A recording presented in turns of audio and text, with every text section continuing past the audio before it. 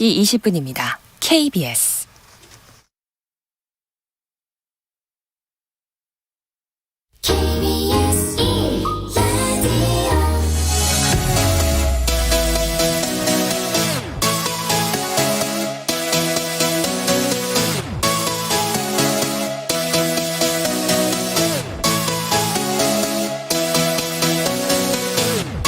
KBS 열린 토론.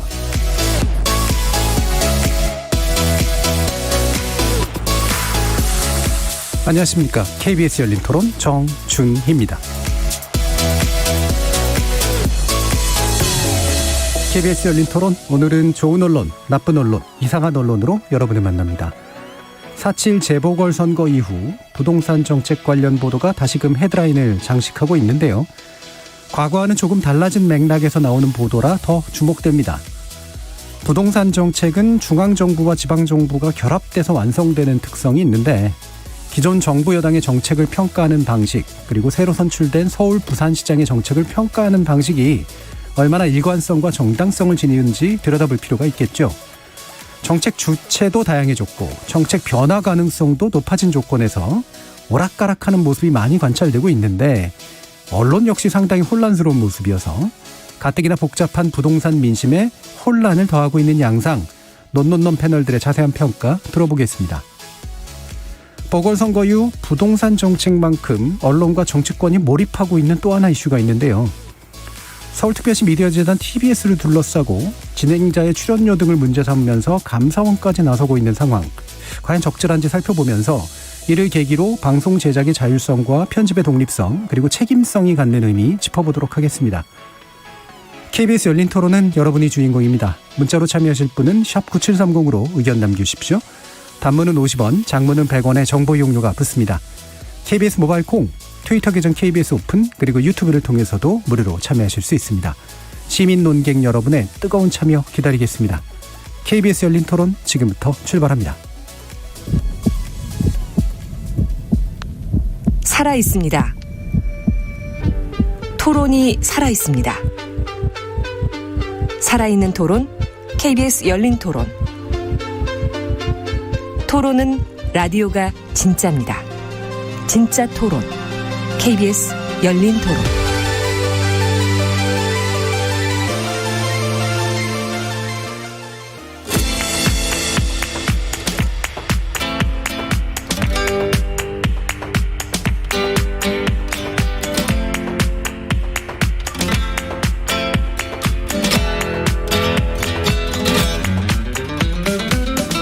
좋은 언론, 나쁜 언론, 이상한 언론?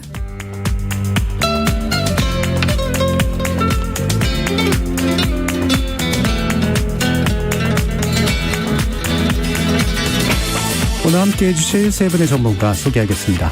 신한대 교양교육대학 이정훈 교수 나오셨습니다. 안녕하십니까. 언론인권센터 정책위원이신 정미정 박사 함께 하셨습니다. 안녕하세요.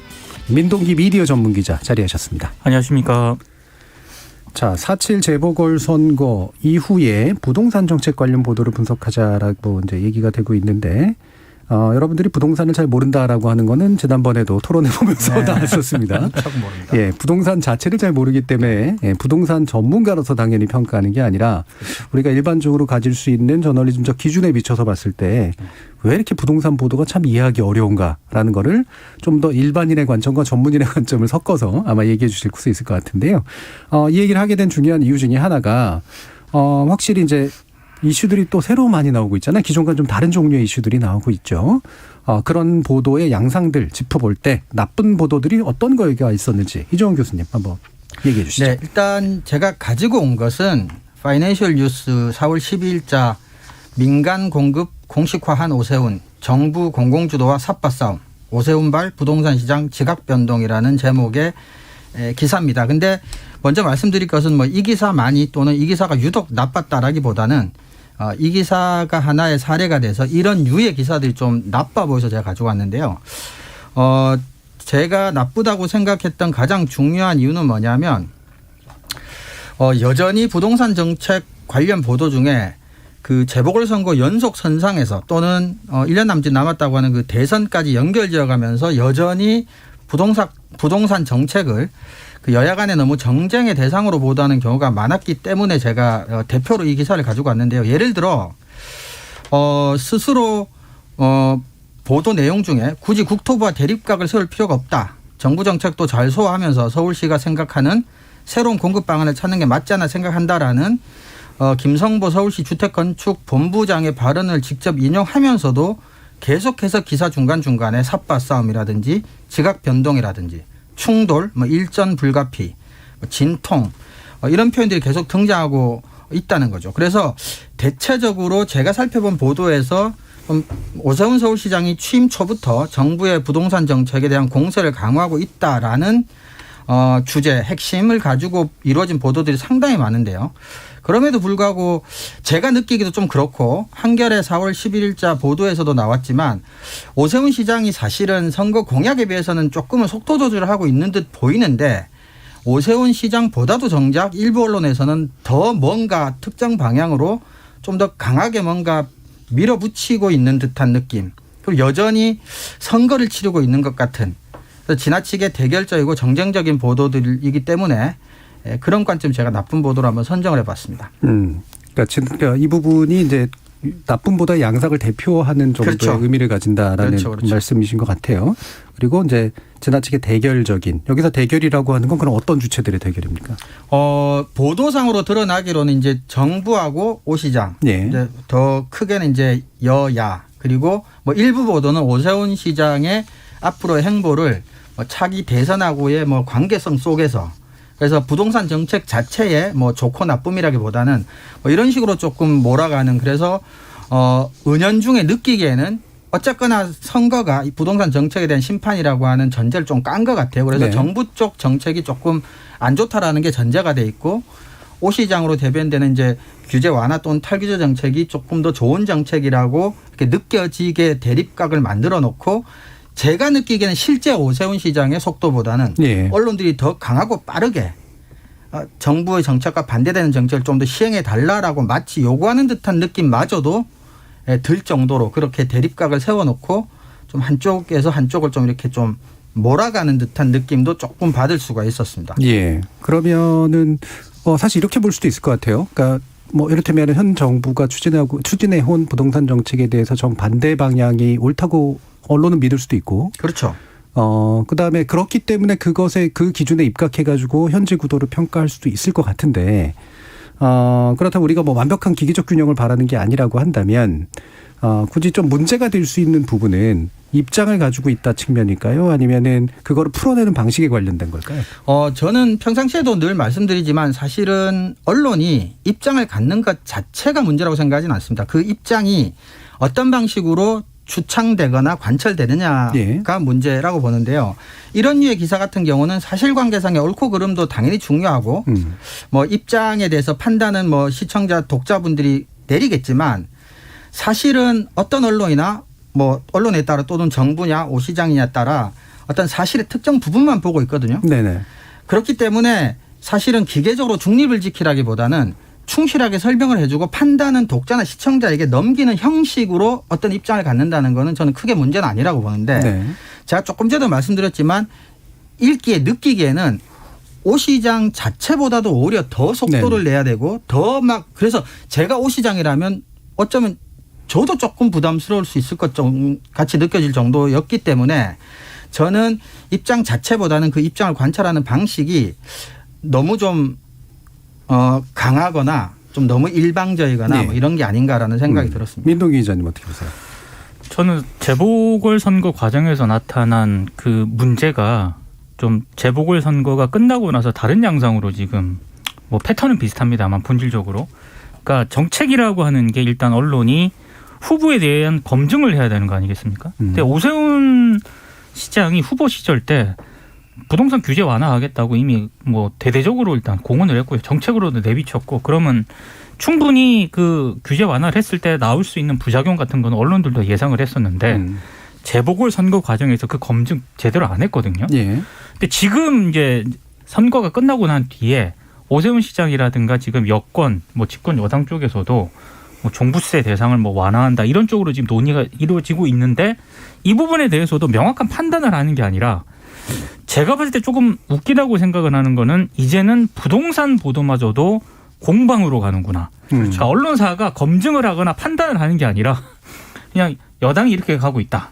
그리고 오세훈 시장도 이렇게 가고 있다. 예. 또 그거에 대해서 이쪽은 이렇고 저쪽은 저렇다. 그러니까 판단을 내리는 어떤 그런 능력이 언론사에서 이제 거세가 된 게 아닌가 이런 생각이 들 정도로 문제가 있다고 생각하고요. 한 가지만 더 덧붙이면은 사실 부동산 보도와 관련해서는 우리 언론의 가장 큰 문제 가운데 하나는 저는 무엇을 위한 부동산 보도인가가 빠져 있다는 점입니다. 그러니까 부동산 정책은 물론이고 저는 부동산 보도의 핵심은 결국에는 안정하거든요. 집값의 안정화라고 생각을 하는데 언론 보도가 과연 그런 부분에 놓여져 있는가. 언론 보도만 보면은 일단 대한민국에서 서울에 그것도 아파트에 굉장히 고가의 아파트에 사는 사람만 있는 것처럼 보도가 되고 있는데 그 이후에도 선거가 끝난 이후에도 이 같은 양상은 그대로 지금 반복이 되고 있는 것 같다. 저는 이런 생각이 좀 들더라고요. 예. 기본적으로 이제 부동산 정책 또는 부동산 문제를 바라보는 핵심적인 목표가 상당히 좀 불투명하고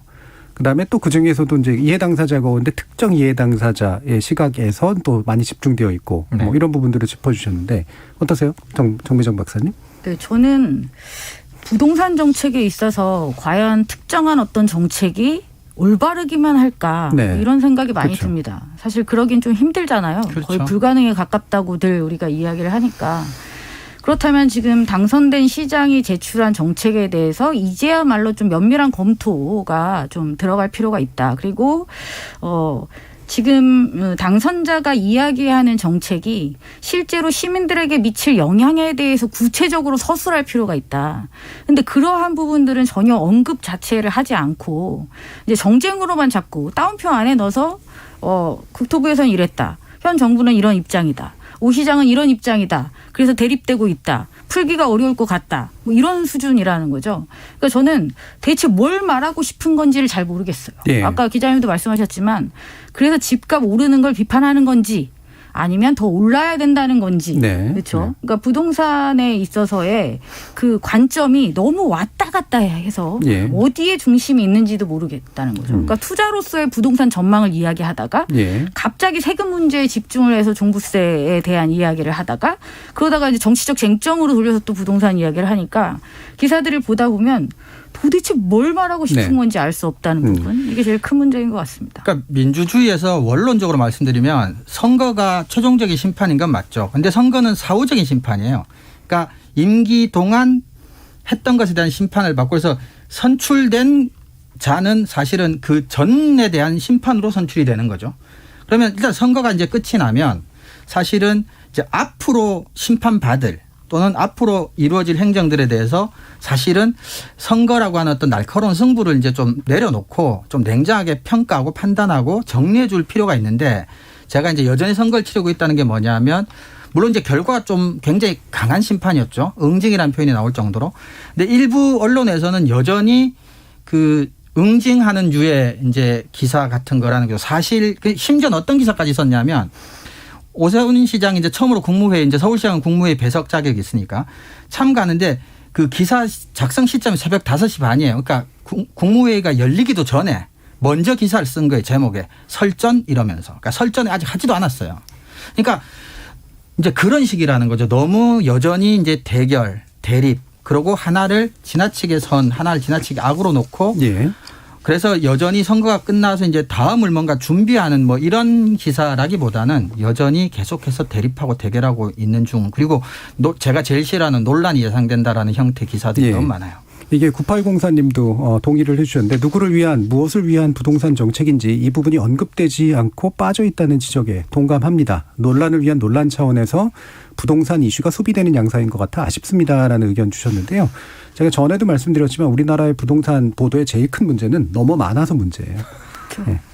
실제 문제가 크기 때문에 물론 그럴 수는 있는데 그게 실제 문제가 큰 거는 너무 많이 얘기하니까 문제가 커 보여 있는 것들이 굉장히 있죠. 특히나 아까도 민동기 기자님도 말씀해 주셨지만 서울에 이제 특정 이해 당사자들이 많은 관심을 가질 만한 부분들을 이야기하다 보면 외로 박탈감이 생기고 그러다가 또 문제가 커지고 이러는 거죠.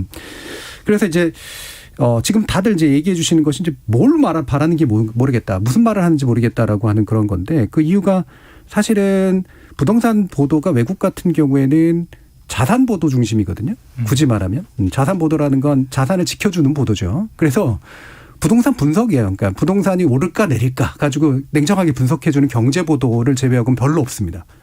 가끔 부동산 관련 보도가 나오는 건 이제 주거 안정에 관련된 보도죠. 그건 주로는 임대주택 관련된 거라든가 실제로 주거 수요들이 굉장히 많은데 정부가 이 부분에 대해서 또는 시장이 잘 공급이 안 되고 있다라든가 이런 것들은 이제 거시적인 정책 차원에서 얘기가 되는데 이거는 맨날 얘기돼서 문제가 해결되는 게 아니고 대부분 선거 시기라든가 뭐 이런 때 이제 관련 정책들이 큼직큼직하게 바뀔 때 나오는 그런 건데 이 두 가지가 엄청나게 섞여 있죠 지금.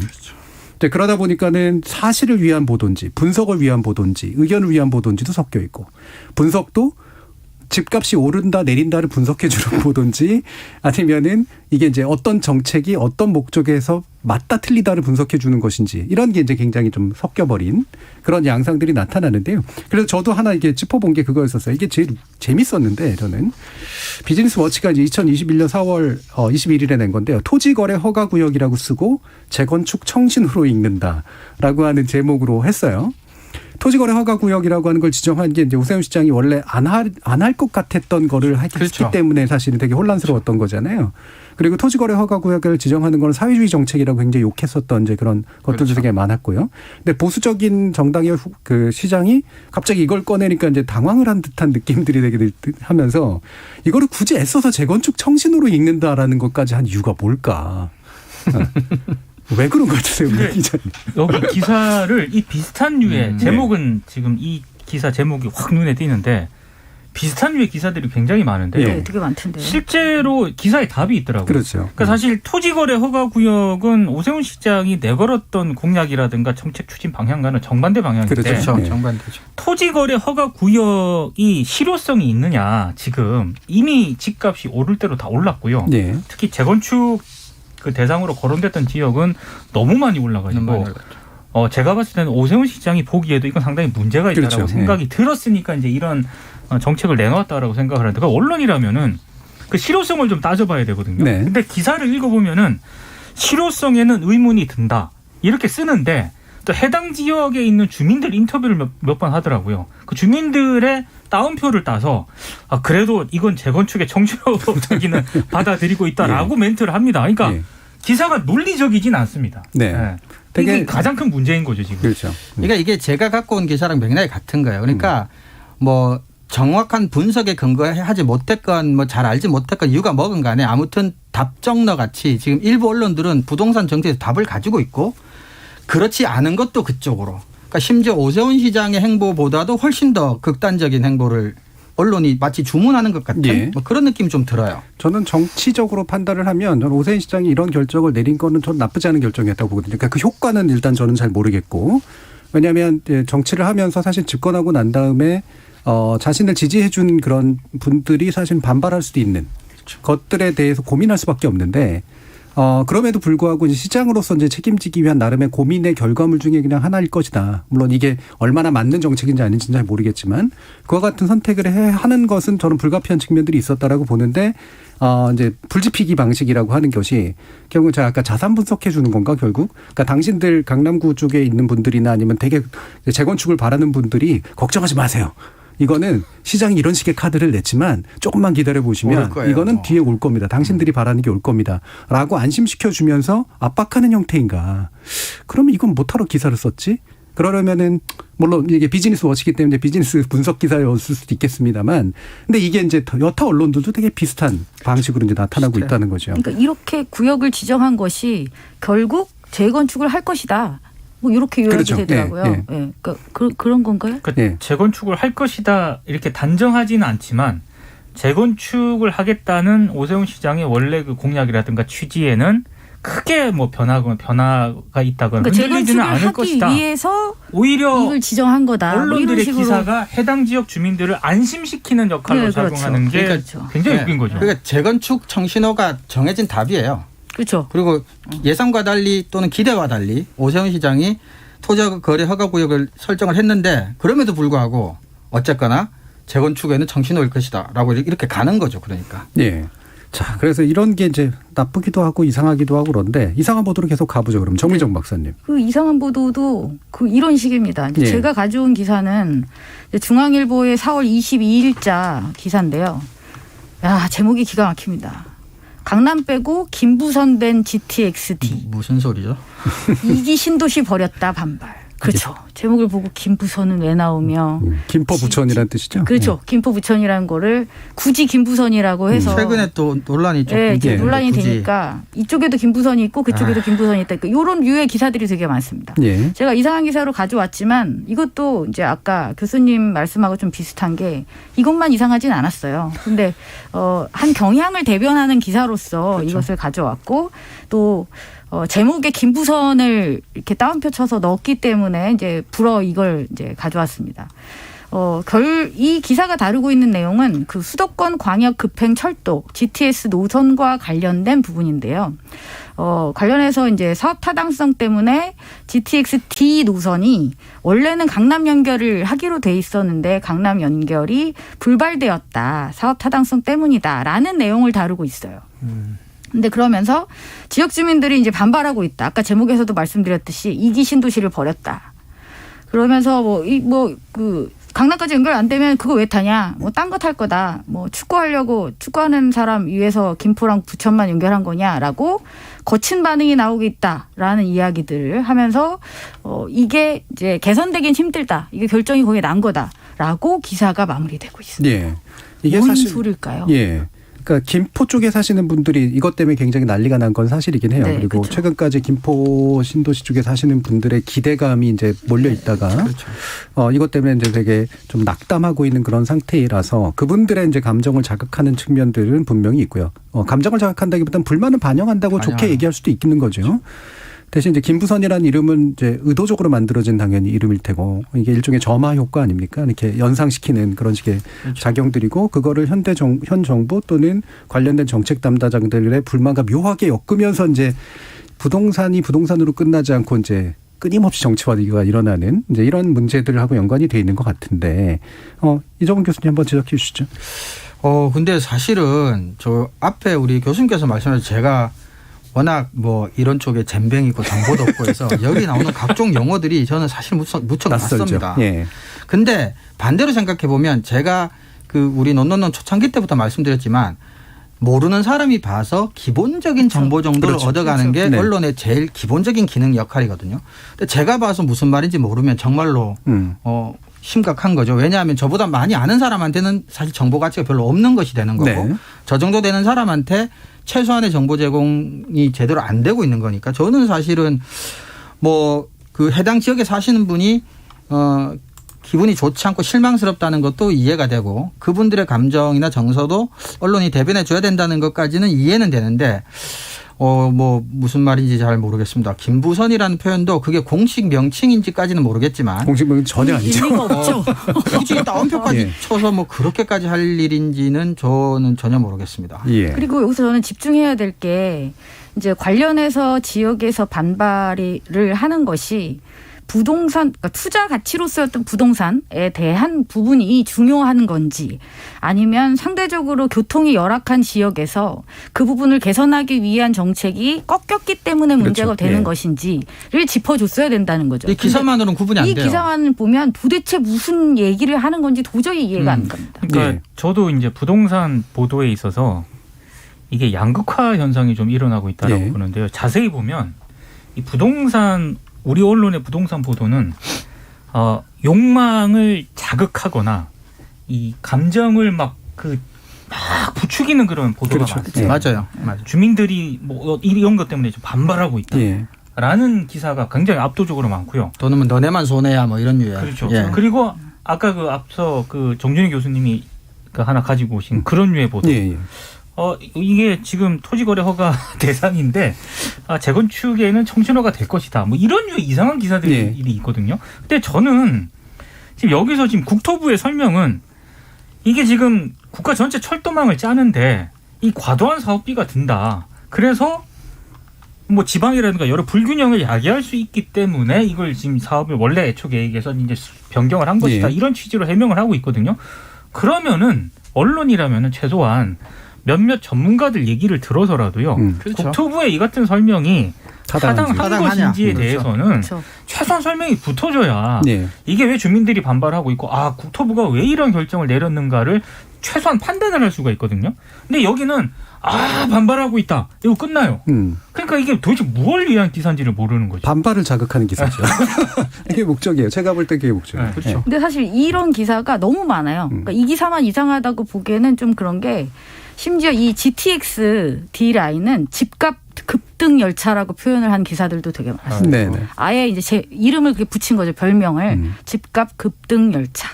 그래서 이것 때문에 국토부가 부담을 가졌을 거다라는 해석도 있습니다. 네. 예.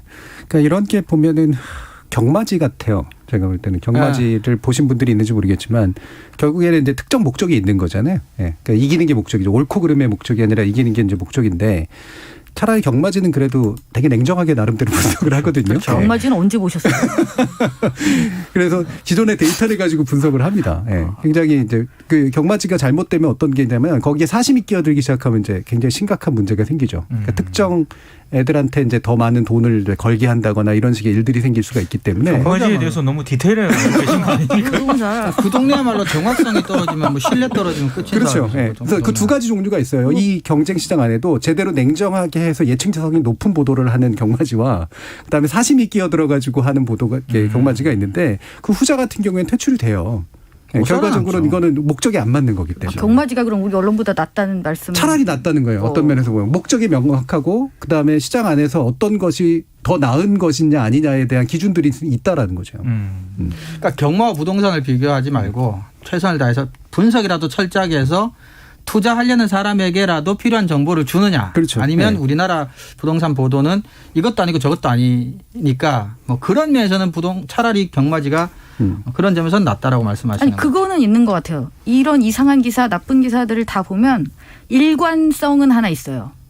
정부가 뭘 하든 비난하리라. 뭐 이 정도의 공통점은 있는 것 같습니다. 그렇죠. 네. 네.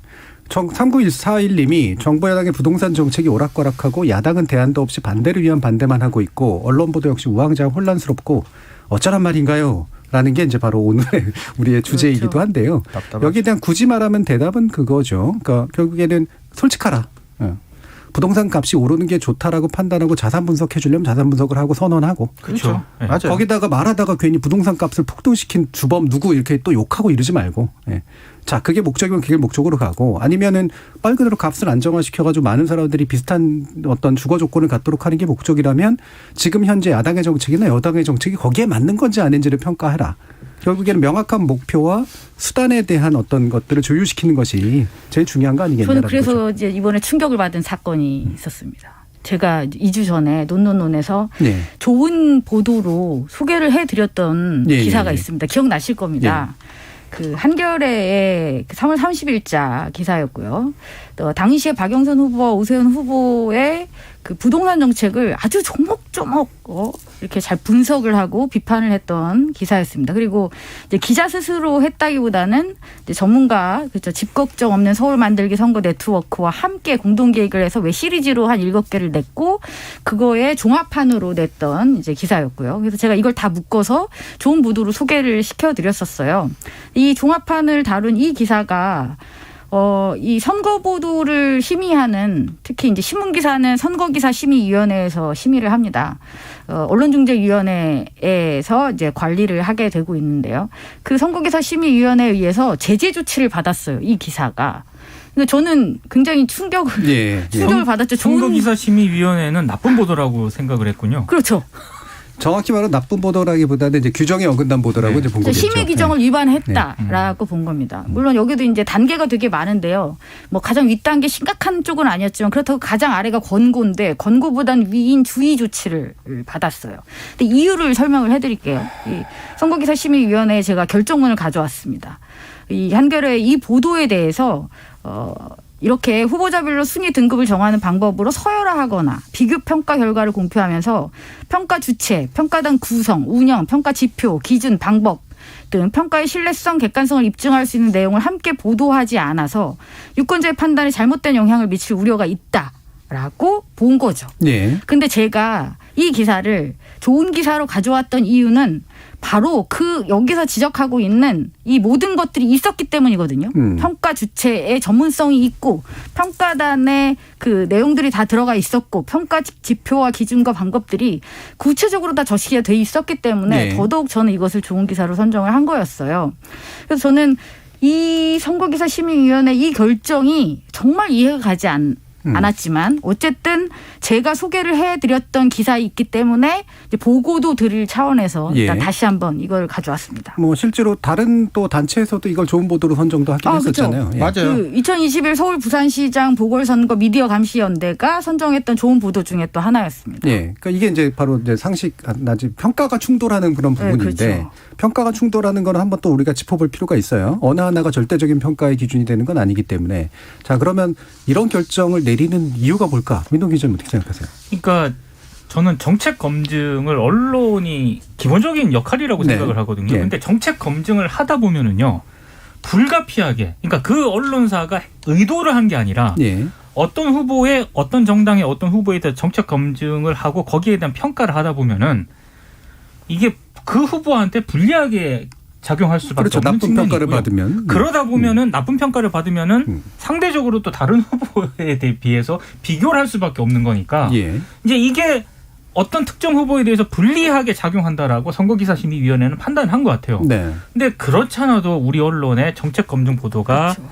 부족하다라는 평가를 받고 있는데 선거기사심의위원회마저도 이런 식으로 평가를 해버리면 앞으로 공방 보도는 더 늘어날 수밖에 그렇죠. 없고요. 예. 이거는 정말로 저는 어떤 정말 좀 대책이나 보완이 심각하게 좀 마련돼야 한다고 생각합니다. 그렇죠. 이것이 가지는 부정적 효과는 공들인 보도보다 공 안 들이고 그렇죠. 네. 그게 가장 대충 큰 흐리는 문제죠. 게 제일 그렇죠. 편하고 다운표 안에 넣어서 이거 반 쓴 거는 괜찮은 기사인 거고 네. 그렇죠. 이런 식으로 정책 검증을 들어가면 나쁜 기사가 되어버리는 거죠. 모든 일이 그러하듯이 기사 작성도 좋은 기사 작성에는 당연히 품과 노력과 시간이 엄청 많이 들어갑니다. 예. 근데 제가 직접 이 기사 작성에 관여했다라고 한번 감정이입을 해보면 그냥 맥이 탁 풀릴 것 같아요. 예. 방금 말씀하셨다시피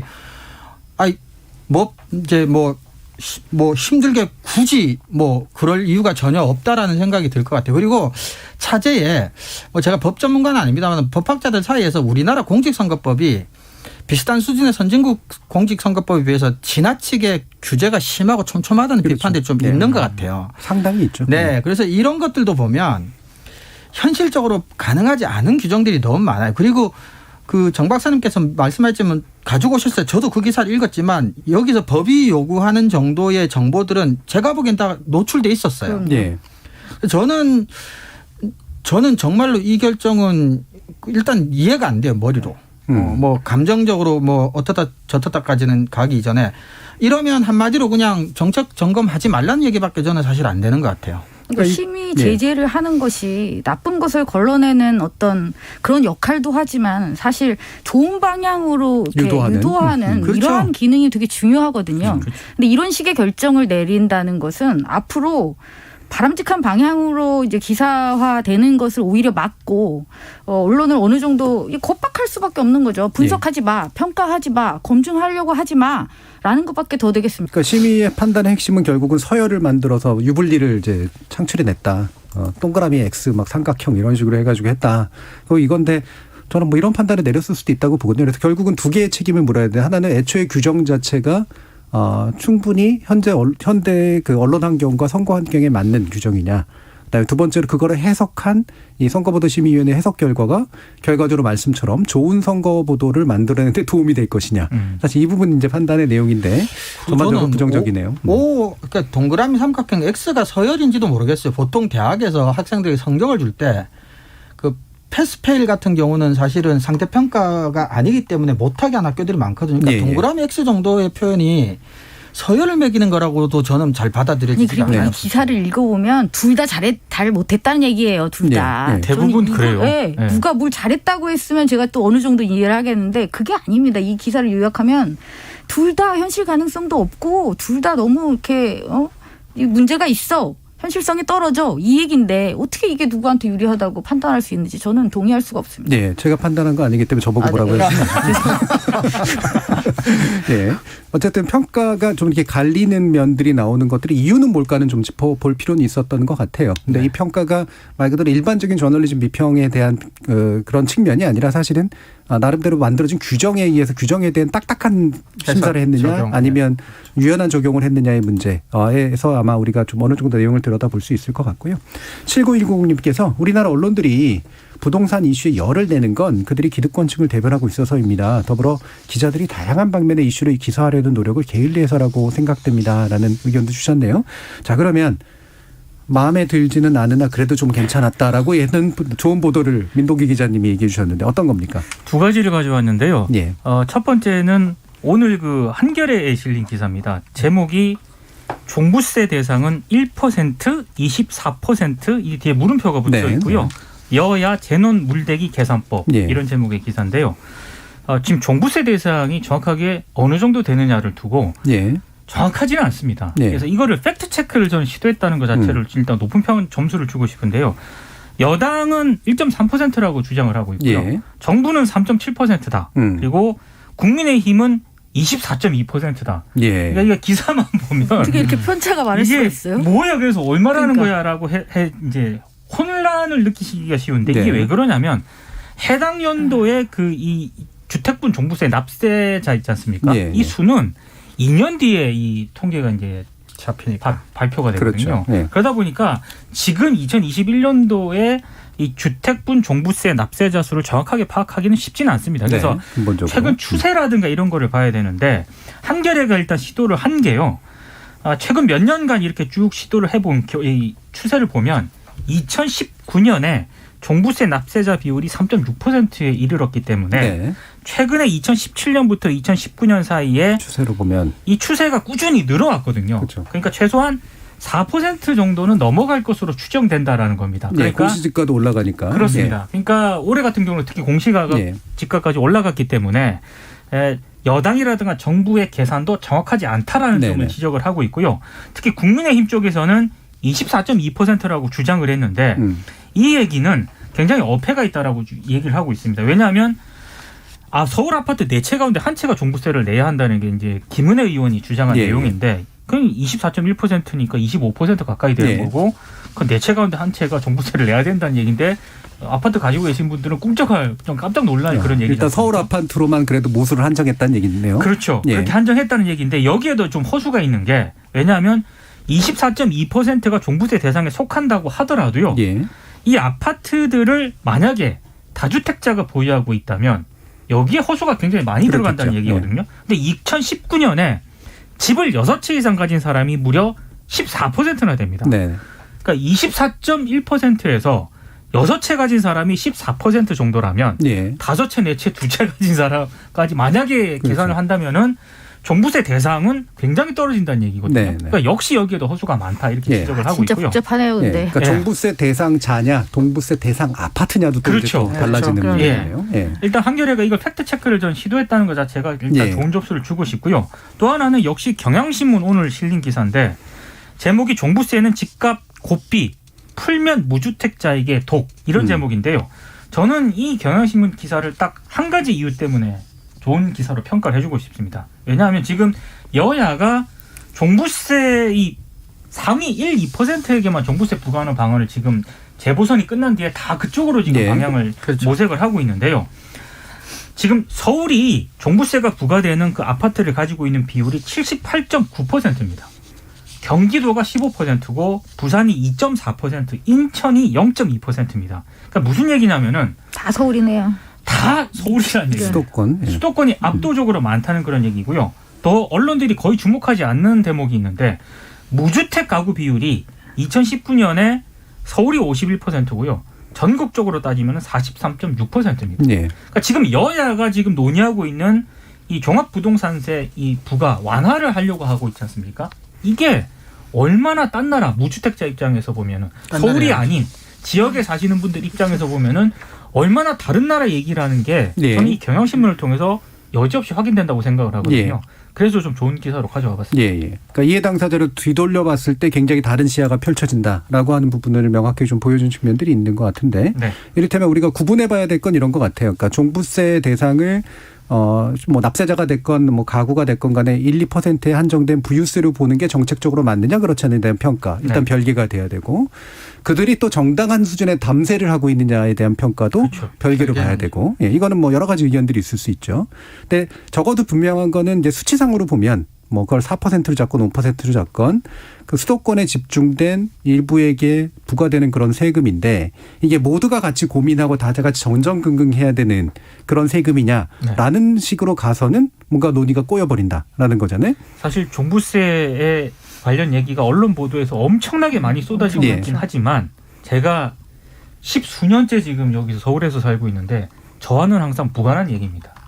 아마 저처럼 생각하실 분들이 굉장히 많아야 된다고 생각을 합니다. 예, 예, 예. 그러니까 이것도 아까 교수님 말씀하신 거랑 연결되는 것 같아요. 사실은 부동산 문제는 특별히 한국에서는 더더군다나 이 욕망이랑 굉장히 강하게 결합되어 있고 이제 그 자신의 처지에 따라서 욕망의 그 모양이 전혀 다르기 때문에 예. 이런 것도 사실은 좀 욕망을 정확하게 좀 표현할 필요가 있을 것 같아요. 언론도 시민들도. 그래서 나는 어떠한 상황에서 어떠한 부동산관을 가지고 있고 욕망을 가지고 그렇죠. 미래가 네. 어떤 사람한테 내 기사는 읽혔으면 좋겠어라는 게 서로가 좀 분명해질 필요가 있는 것 같아요. 네. 그러니까 이게 뭐 계속해서 비슷한 지적들이 되고 있는 거긴 하지만 종부세에 대해서 이게 타당한 세금이냐 아니냐 정당하게 담세되고 있느냐 아니냐에 대한 판단을 하려면 기준이 나와야 되잖아요. 그렇죠. 그렇죠. 예. 이게 국민 전체의 기준인지 아니면 집 가진 사람들의 기준인지 집 가진 사람들 중에서 높은 것을 가지고 있는 사람들의 기준을 당당하게 밝히고 그리고 나서 그들이 왜 정당하거나 부당한가에 대한 이야기를 해주는 그렇죠. 건 이런 것들이 훨씬 더 많이 필요한데 전 국민이 다 같이 고민하고 있는 이슈가 돼서 전 국민이 다 같이 고민한다고 해결이 안 되는 문제 많잖아요. 예. 많죠.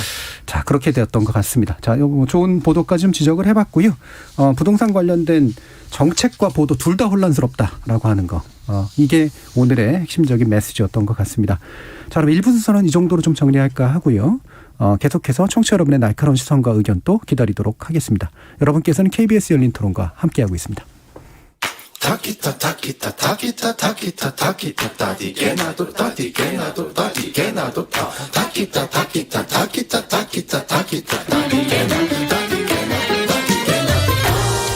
물음표가 느낌표로 바뀌는 순간 KBS 열린 토론.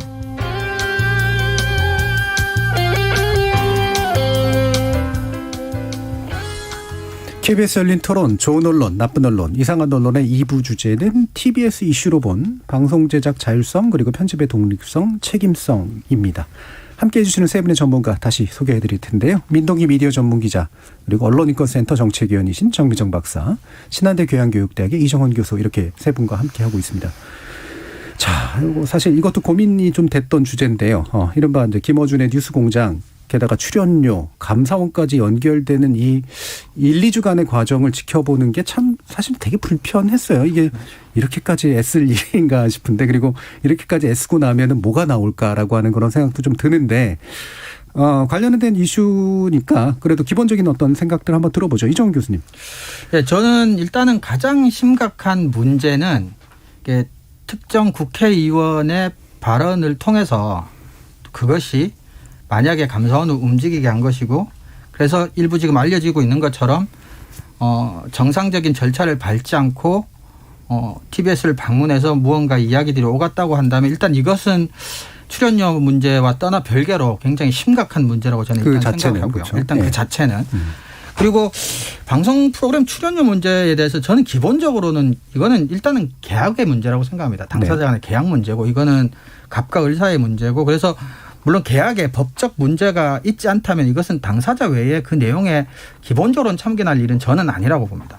이제 기본적인 제 입장인데 근데 이제 TBS 관련해서는 나름대로 이게 이제 TBS의 제작비에 서울 시민들의 세금이 들어가기 때문에 나름의 네네. 이제 명분을 얻고 있는 것 같아요.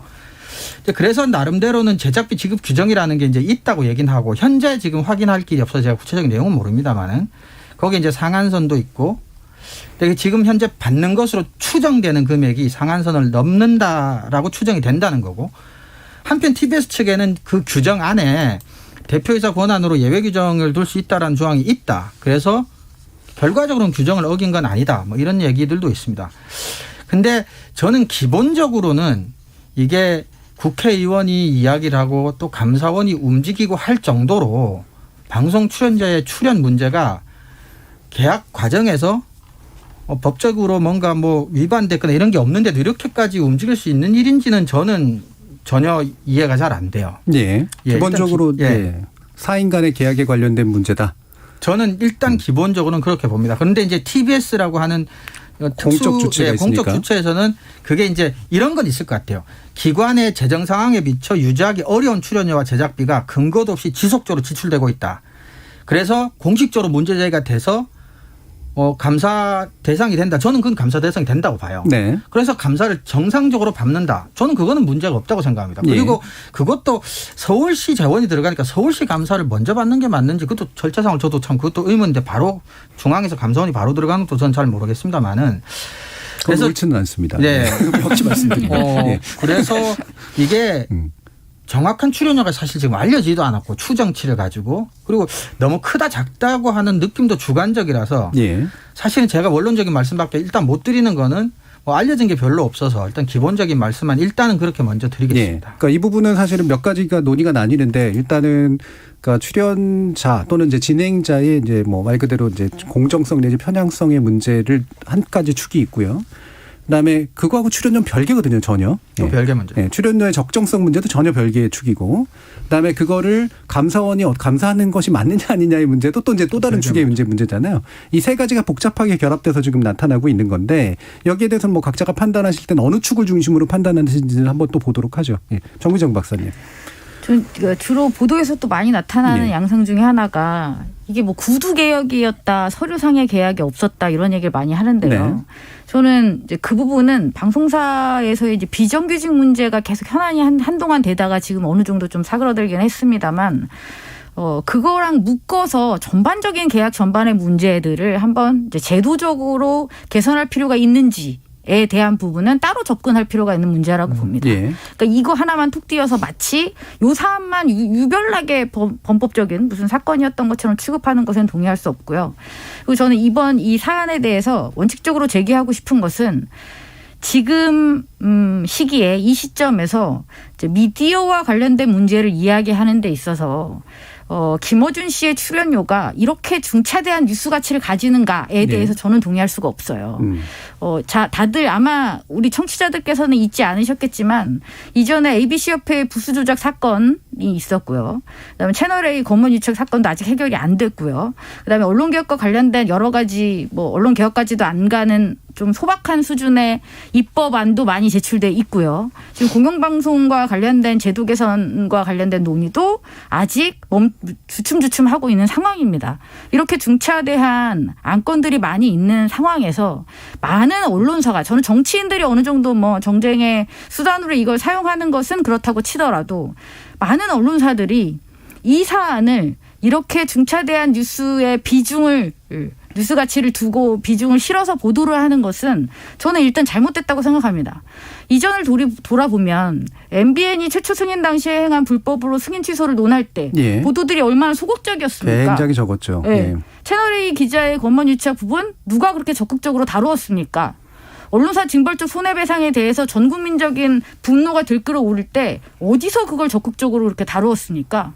근데 이 부분에 대해서 이렇게 다루는 것은 일관성도 원칙도 없는 부분이라고 저는 생각합니다. 예. 정민정 박사님 오늘 되게 피곤하셔서 아까는 목소리가 좀 낮았는데 갑자기 높아지셨어요. 자, 민동기 기자님으로 한번 가볼게요. 저는 개인적으로 김어준 씨가 출연료 얼마 받는지 궁금하지 않습니다. 예. 근데 이 주제가 오늘 저 열린 토론 주제로 잡혀가지고요. 제가 김어준 출연료로 포털에서 아까 점심쯤에 기사를 한번 쳐봤거든요. 900몇 건이 검색이 되더라고요. 엄청 많아요. 참 기사 많이 쓴다라는 예. 생각이 들었는데 그리고 뭐 그런 기사도 되게 많습니다. 뭐 계약서를 썼니 안 썼니.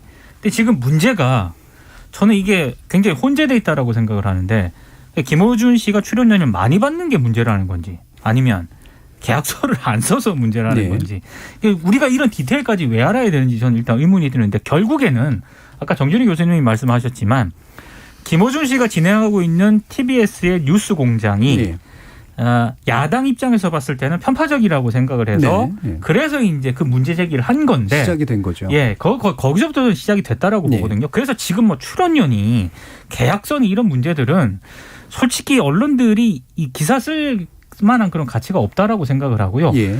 저는 그 대신에 김어준의 뉴스공장이 좀 뭐 시사라든가 여러 현안들에 대해서 공정하게 그런 방송을 했느냐. 예. 여기에 대해서는 저 충분히 이견이 있을 수 있다라고 봅니다. 예, 예. 그러면 그 문제를 지적을 하고 싶다면은 이거는 무슨 출연료를 얼마 받았니, 뭐 계약서를 썼니 이렇게 예. 지적을 할 게 아니고요. 정확하게 저널리즘 관점에서 비평을 하면 됩니다. 예. 비판을 하면 되고 그 비판이 정당했냐는 청취자들이 판단하면 되는 거거든요. 네. 근데 이걸 너무 지금 이상한 쪽으로 지금 언론들이 몰아가고 있는 게 가장 큰 문제라고 봅니다. 그렇죠. 제가 세 가지 축이라고 얘기했던 이제 출연자의 편향성에 관련된 논란, 그다음에 출연료의 적정성에 관련된 논란, 계약 문제는 좀 너무 좀 그러니까 빼고, 그다음에 거기에 대해서 감사원이 들여다보는 것에 관련된 논란. 여기서 결국 본체는 불편하다 이거잖아요. 그렇죠. 그러니까 출연자가 불편하다라고 하는 것이고, 그러면 차라리 그 본체를 가지고 얘기를 해라라는 네. 말씀이죠. 이게 나머지 것들 가지고 얘기하는 건 너무나 부차적인 그런 식의 일들이고 실제로 그렇게 중요한 문제들도 아니기 때문에, 그러면 본체를 가지고 얘기하는 적절한 방법이 뭘까요? 정미정 박사님 보시기에. 글쎄요. 무슨 방법이 있을까요? 제 생각을 말씀드리면 이거는 이견이 생기잖아요. 그러니까 아까 어떤 분의 선가 이렇게 얘기하셨는데 술플레용이 얘기하셨네요. 술플레용이 유튜브로 얘기해 주셨는데 국가 세금으로 운영되는 방송은 출연료 지급 기준에 대한 있어서 공정성이 담보돼야 됩니다라고 그렇게 의견 주셨었는데, 이거 말씀하시면서 국가 세금으로 운영되는 방송은 출연자가 또는 진행자가 공정해야 됩니다라는 말씀도 이제 같이 주셨던 거로 기억을 합니다. 근데 이 두 가지는 구분해야 된다는 거예요. 네. 제가 말하는 건 국가 세금으로 운영되는 방송사건, 수신료로 운영되는 방송사건, 민간 자본으로 운영되는 방송사건 간에 뉴스는 공정해야 되고 시사 대담도 공정해야 됩니다. 네. 그게 우리나라 방송법의 기준이에요. 종편도 공정해야 되고 민간 방송도 다 공정해야 돼요. 공영이어서 공정해야 된다는 거는 말이 안 되는 공영은 물론 더 공정하려고 노력을 할 뿐이죠. 예. 근데 다만 방송사의 소유권 여부나 세금이 들어간 거 여부하고는 무관한 문제라는 거죠. 그건 저널리즘적인 문제죠. 예. 그리고 이거는 방송통신심의위원회에서 이미 거기에 근거해서 판단을 내리고 있는 있죠. 영역들이고요. 그렇죠? 그리고 그것을 엄청나게 어긴 종편 방송사나 이런 데들에 대해서 여러 차례 이제 제어가 재승인 과정에서 또 문제 제기들이 있었던 거잖아요. 예. 그러니까 뭐 김어준의 뉴스공장 얘기할 필요 없이요. 예를 들어서 만약에 열린 토론의 오늘 방송 논논논에 대해서 불만이 있다 이러면은 논논논에서 행했던 여러 가지 그 패널들의 발언이라든가 그렇죠. 예. 이런 부분에 대해서 비판을 하거나 지적을 하면 되는 문제고요. 예. 또 그런 지적에 대해서 저희들이 또 뭐 반론을 하거나 해명할 게 있으면 하는 우리는 식으로 해서 영향력이 없어서 별로 관심이 없습니다. 토론과 논쟁을 하면 되는데 갑자기 이 논논논이 불만인데 예. 자, 정주혜 교수님 출연료 얼마 받는지 봅시다. 뭐 민동기 얼마 받는지 제발 봅시다. 그 얘기 안 꺼냈으면 좋겠어요. 네, 이 얘기는 전혀 비본질적인 사안이라는 거죠. 예. 예. 자, 좀 또 다른 분은 이제 0308님인가요? 김어준의 뉴스공장 언론사 대부분 0388님이군요. 보수성을 향행을 띠는 우리 사회에서 형평성 면에서 존재 가치가 충분한 프로라고 여겨집니다. 자, 이런 게 이제 바로 갈리는 의견이라고 하는 거죠. 어떤 분은 굉장히 불편해하고 어떤 분은 굉장히 낫다라고 생각하면 이건 주관의 영역으로 들어가기 때문에 주관의 영역으로 들어가면 결국은 공정한 심의의 과정을 거쳐서 사회적으로 합의해서 판단할 수밖에 없어요. 네. 그리고 그 판단이 그릇됐다, 잘못됐다라고 누적이 되면 거기에 대한 책임을 져야죠. 네. 그런데 그렇지 않다라고 본다면 그거는 그대로 유지가 되는 거거든요. 이건 별개의 문제다. 따라서 출연료 논란이라든가 감사원에 관련된 여러 가지 이야기들은 그래서 대단히 본체에 비해서 봤을 때 자기들이 얘기하고 싶은 것 이상에 굉장히 벗어난 그런 이야기들을 하고 있는 것이다라는 얘기가 일단 맞겠죠. 이것도 사실은 아까 우리 부동산 얘기할 때 정 교수님 말씀하셨던 게 적용될 수 있을 것 같아요. 욕망이 좀 더 솔직하자. 그러니까 지금 비판하는 사람들이나 비난하는 사람들이 정말 하고 싶은 얘기를 정말 그 국민의힘 문제 제기한 그분이 정말 출연료가 궁금한 건 아닐 거 아니에요. 예. 좀 더 솔직하게 차라리 이야기를 하면 이 너무나 이상한 것들이 섞여서 이것도 아니고 저것도 아니게 논란만 생기고 있는데 조금 정리는 그래도 될 것 같아요. 근데 한 가지 조금 언론학을 공부한 사람 입장에서는 이런 말씀 좀 드리고 싶어요. 우리 학계에서도 사실은 그러니까 저널리즘에 대해서 그리고 저널리즘에서도 이제 세부 어떤 종류나 스타일에 대해서 조금씩 다른 이제 이론적으로 그나마 좀 중립적이고 적용 가능한 어떤 평가 기준들을 조금 마련하는데 좀 소극적이었던 부분에 대해서는 좀 인정할 부분이 있을 것 같아요. 예.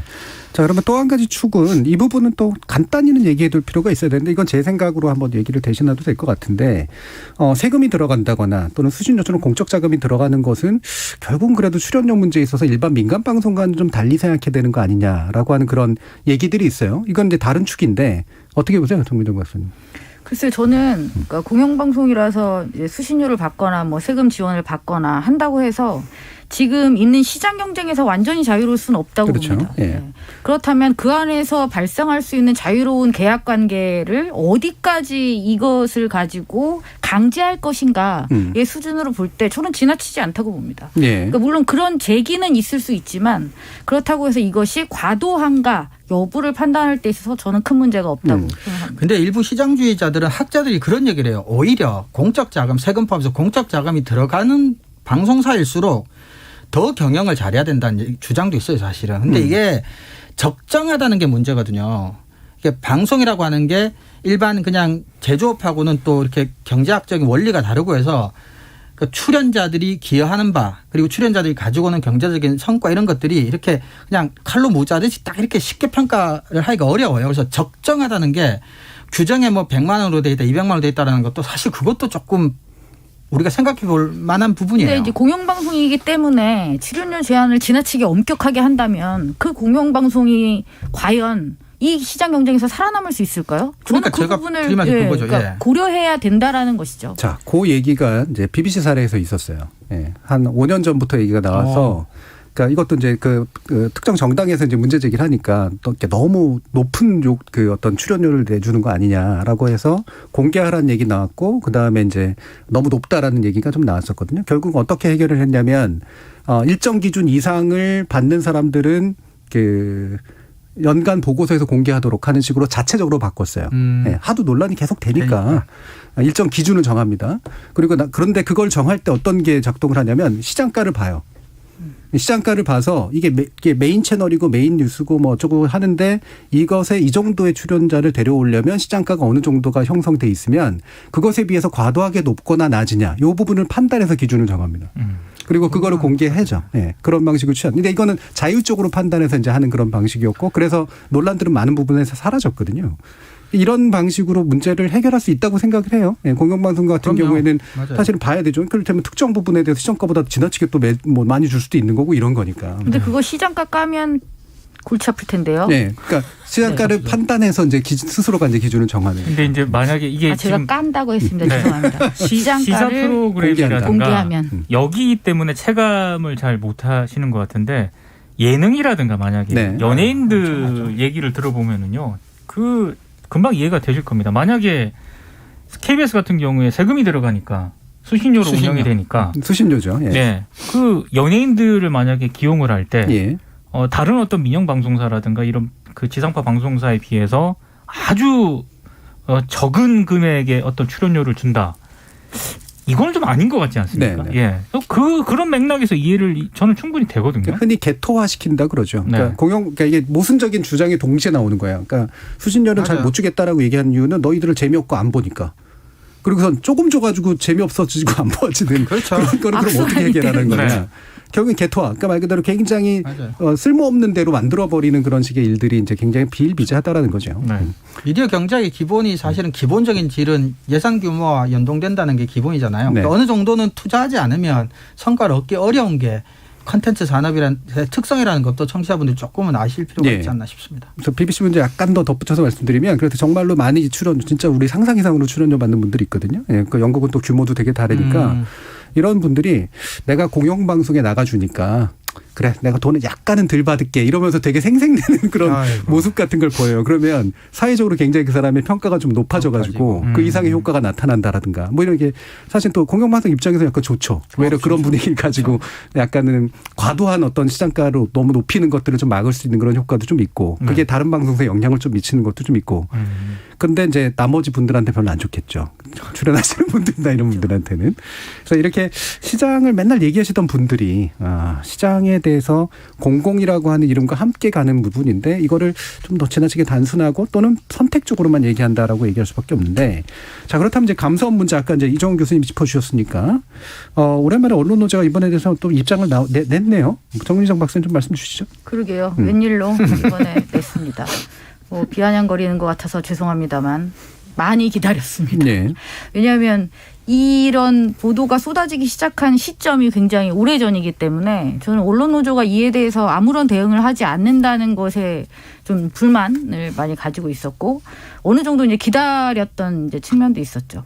근데 이제 언론노조에서 4월 22일이죠. 이제 성명을 냈습니다. 제목은 겁박인가 사찰인가 TBS 침탈한 감사원에 묻는다라고 했습니다.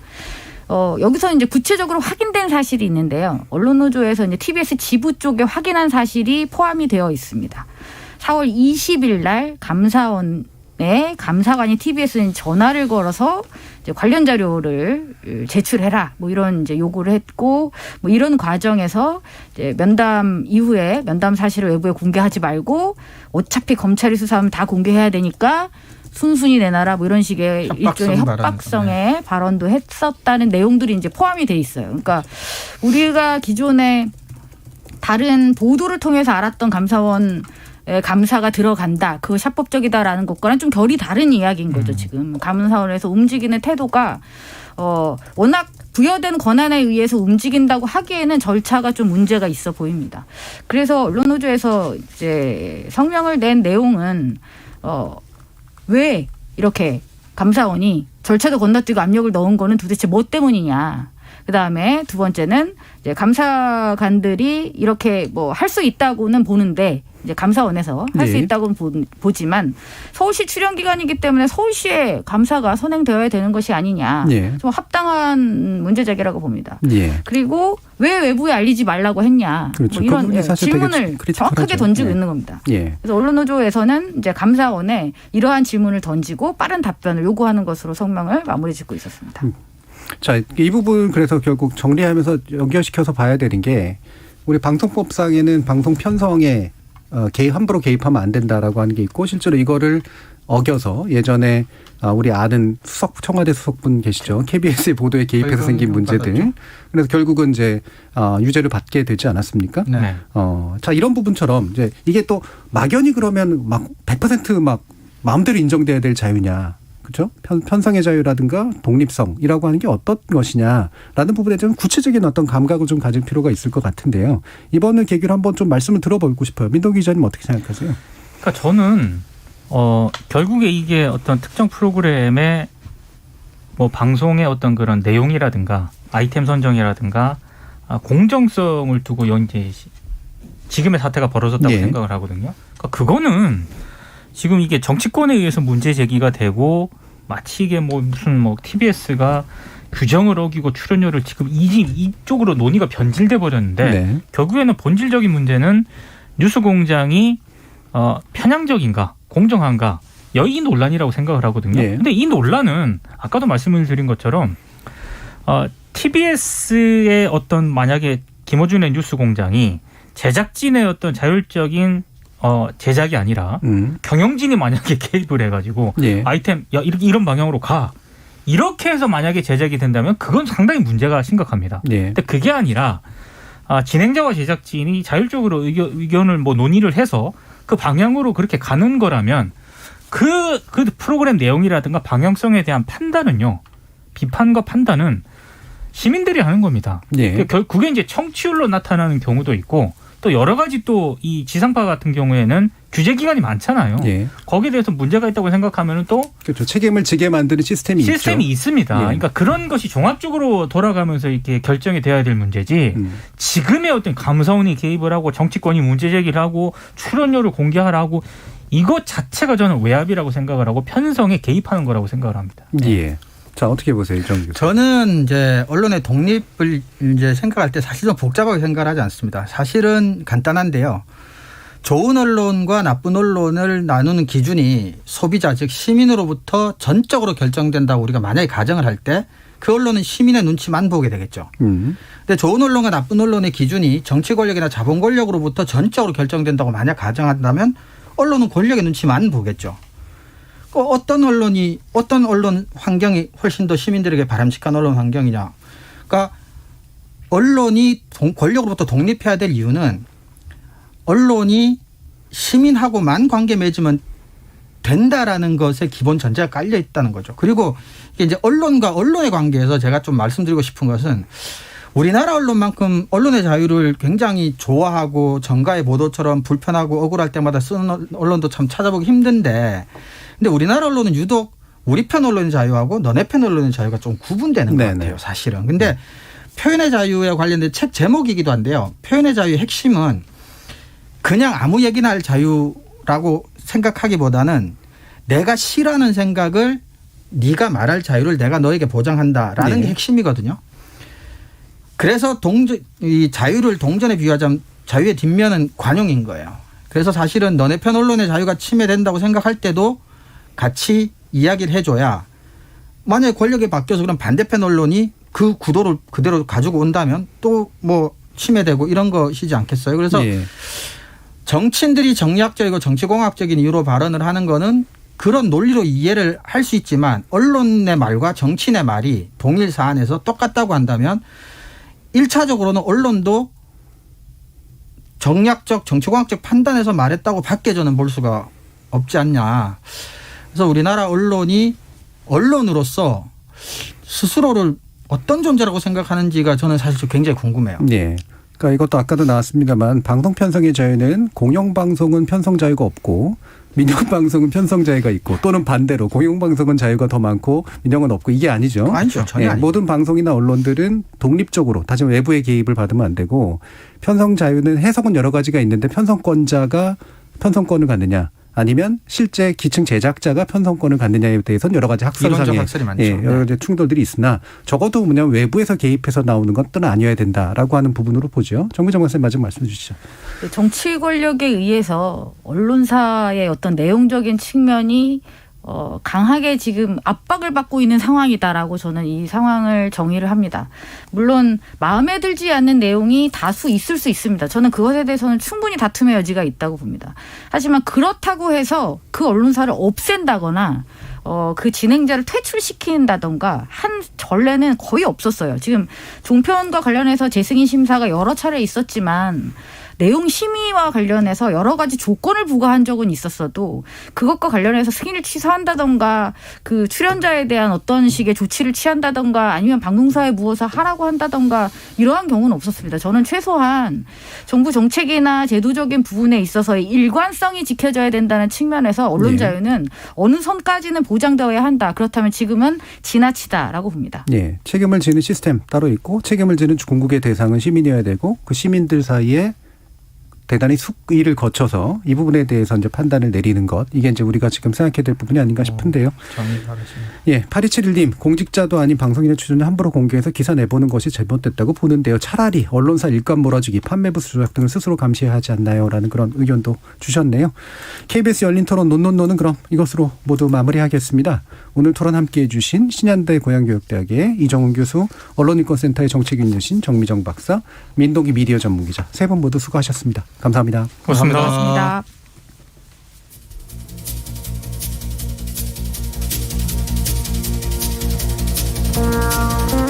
언론의 영향력을 가능하게 하는 몇 가지 기본적인 작동 양식이 있는데요. 그 가운데 가장 대표적인 게 사회적 이슈를 선점하는 의제 설정 효과, 이성적 판단보다 감정적 반응을 더 촉발시키는 점화 효과, 그리고 장기적으로 나타나는 문화 개발 효과 등이 있습니다. 언론이 과거보다 영향력이 축소되는 경향이 있지만 여러 언론이 한 목소리로 특정 이슈를 띄우고 그것이 특정 대상에 대한 부정적인 이미지를 촉발하고 오랜 기간에 걸쳐 누적되면 여전히 막강한 이미지 조작이 가능하죠. 한 인물, 특정 프로그램, 특정 이슈를 잡아서 그토록 문제 삼다 보면 왜 우리가 그걸 이야기해야 하는지 망각해버리는 자신을 발견하지 않으시는지요. 정작 그들은 그걸 지렛대로 자신들의 영향력을 키우고 있는데 말입니다. 저는 다음 주 월요일 저녁 7시 20분에 다시 찾아뵙죠. 지금까지 KBS 열린 토론 정준이었습니다.